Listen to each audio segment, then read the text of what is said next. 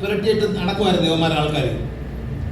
ഇവിടുത്തെ ഒരു പഴയ മന്ത്രിയുടെ സഹോദരൻ കൊള്ളയടിച്ചതിനെ പറ്റി നമ്മളല്ല പറഞ്ഞ പാത്രം മൊത്തം 1,50,00,000 പാത്രം കാണാനില്ല, ഒറ്റയാളാ. അങ്ങനെ പറയുവാണെങ്കിൽ ഒരുപാട് കാര്യം പറയാനാണ്.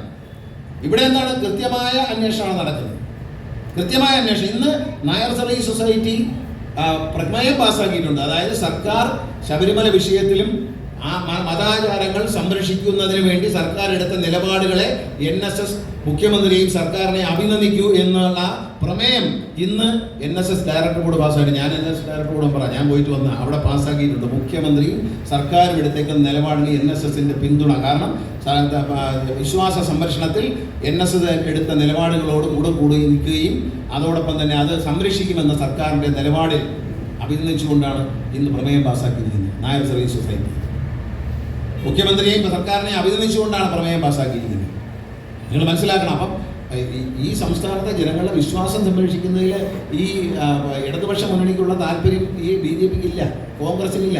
രാഷ്ട്രീയ മുതലെടുപ്പാണ്. ഇപ്പൊ ഈ കട്ടളയും ഒക്കെ പറയുന്നത് ബഹുമാനപ്പെട്ട ഹൈക്കോടതി ഡിവിഷണൽ ബെഞ്ച്, ദേവസ്വം ബെഞ്ച്, 2 ജഡ്ജിമാരുള്ള ബെഞ്ച് ഒരു സ്പെഷ്യൽ ഇൻവെസ്റ്റിഗേഷൻ ടീമിനെ വെച്ചിരിക്കുകയാണ്.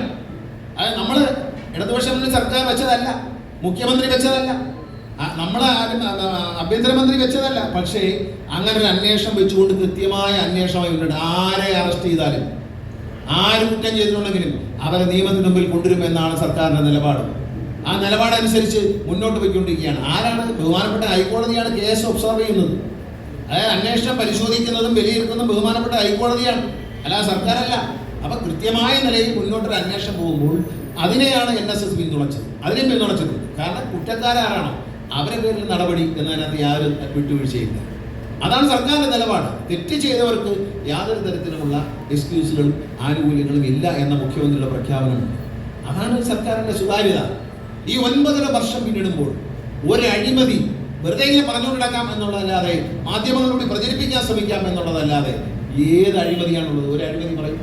ഈ സർക്കാരിന്റെ പേരിൽ ഇവർ പറഞ്ഞുകൊണ്ടത് ഏത് അഴിമതിയിലാണ് സത്യമുള്ളത്? ഒന്നിനും സത്യമില്ല. അഴിമതിയില്ലാത്ത സർക്കാർ 9.5 വർഷം കേരളത്തിന് നൽകിയ സഖാവ് പിണറായി വിജയന്റെ നേതൃത്വത്തിലുള്ള ഇടതുപക്ഷ ജനാധിപത്യ മുന്നണിക്കാണ് വോട്ട് ചെയ്യേണ്ടത്. അവരെ കാണുള്ളൂ, വേറെ ആരും കാണൂല. വികസനത്തിൽ ഇടതുപക്ഷ മുന്നണി എടുത്ത ഒരു മുന്നേറ്റം ഇന്ത്യയിൽ വ്യവസായ രംഗത്ത് ഇന്ത്യയിൽ ഒന്നാമതെത്തി. ഒന്ന് ആലോചിച്ച് നോക്കൂ. എല്ലാ മേഖലകളിലും നമ്മൾ ഒന്നാമതി. വെറുതെ പറയുന്നതല്ല. സമാധാനപരമായി തിരുവനന്തപുരത്ത് ജീവിക്കുന്നുണ്ടെങ്കിൽ അത് ആഭ്യന്തര വകുപ്പിന്റെ മികവ് തന്നെയാണ്. അതിനൊന്നും ഒരു വിട്ടുവീഴ്ചയില്ല. നമ്മളെല്ലാ രംഗത്തും കൈവരിച്ചിട്ടുള്ള നേട്ടം, ഭവന നിർമ്മാണ രംഗത്ത് ലൈഫ് ഭവന പദ്ധതി ഉണ്ടാക്കിയ വിജയം ചെറിയ വിജയമല്ല.